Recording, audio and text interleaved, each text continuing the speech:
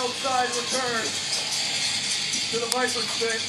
Love to look mean today. And they've had some great success in this never look mean. I think they've won maybe all the matches they've had here. I mean, they've been here almost every show since the inception of the Viper Fight League. And as we've stated in the past, they always bring their A game here in this building. Young Robert Armstrong, another guy that is described as just a mean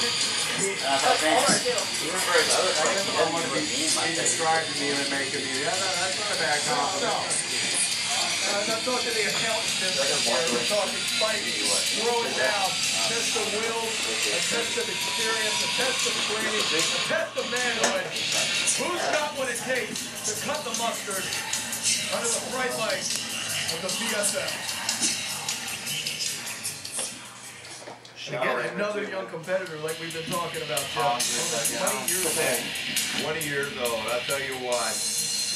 This is something that we've never seen in MMA before. They've happened over the last 5 or 6 years. That's supposed to be only Kids in their teenagers You're too old. to step inside of a cage. I heard they were pretty cool. From boyhood, Great. It just depends on who you can see them also. that cage to become a man.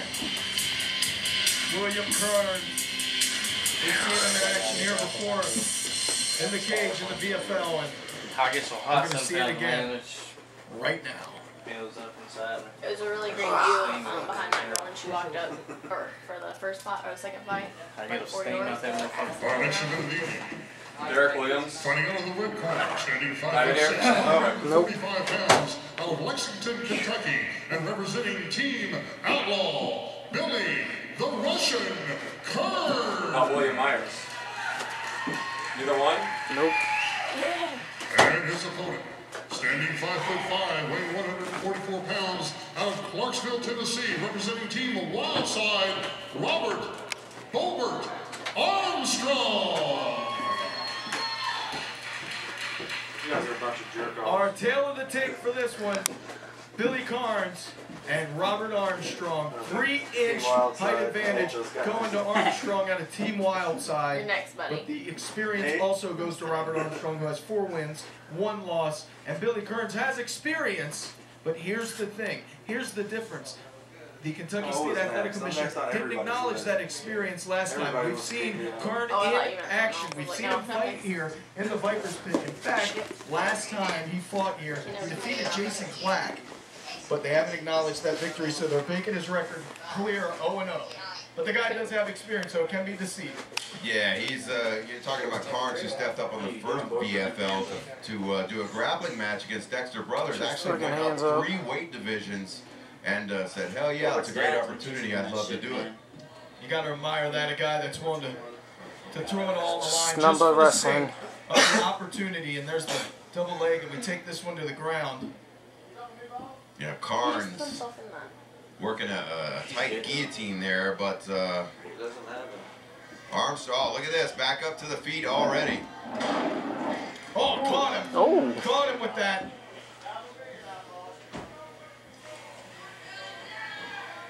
Trying to maintain control is Robert Armstrong, but the Russian, Billy Kearns, trying to cinch in that guillotine and cannot, no luck.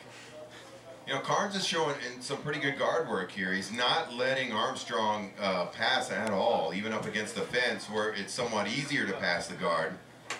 But it's Kearns. He's in a little bit of trouble here and needs to get to his feet or get out.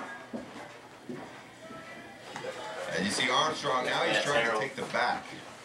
Armstrong prides himself on being a freestyle fighter, and Billy Kearns, 4 years of Muay Thai, 2 years of Brazilian Jiu-Jitsu, 1 year of kickboxing. Probably out in the parking lot working on his carburetor. See the referee getting that hand off the cage that Robert Armstrong was trying to use to his advantage. Because he got that guillotine. No, he pops the head out. And here we're seeing another classic seesaw battle of transitions back and forth from. Now look at this. It's Armstrong who's fully mounted, and then That back. He's got that back. Don't cross your ankles, Bobert. Are you kidding me? Kearns does a Really, good job. really- He's tucking his chin in. He's grabbing one arm. It takes both arms to cinch in a rear naked choke. and he's neutralizing at least one. Had that 2-on-1 control on that arm. And again, though, Billy Carnes having a tough time perhaps figuring out how to combat Robert Armstrong, or as they call him, Bobert, over on Team Wildside. Now, I'm liking Carnes' guard work here. You know, for as tall as Armstrong is, and the experience factor, Carnes is doing pretty damn good. I mean, he's a smaller fighter, but you see that he's working his legs up very, very high, even up against the cage, and he's showing great offense from his back, and defense as well. You know, don't let me take that away from him. And back to the back. He's picking his spots with those uppercuts, Jeff. Yeah, from underneath. Suplex him over. He's trying to get the soup. Oh man, got there against that padding on the cage, which isn't as forgiving as it looks. And that is the end of the first round, in a hard-fought first round by both Carnes and Armstrong. I'll tell you what, Carnes is one of those guys who I looked at, he's very, very crafty. He doesn't have a lot of experience yet, but this kid, he's just tough. And when you step in there and fight a guy like him, you may have him out experienced, but the mental toughness this kid has is something you can't teach. Billy Kern always eager to step into the cage.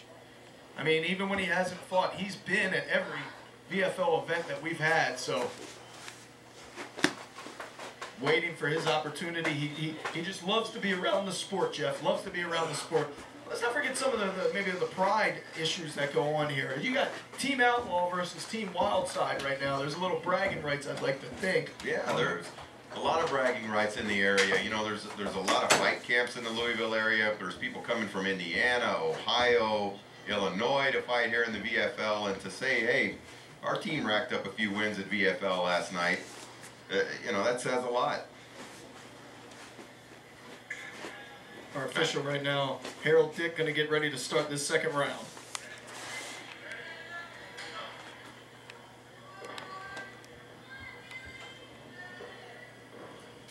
Oh, nice inside leg kick by Armstrong, but it's Carnes. Look at this.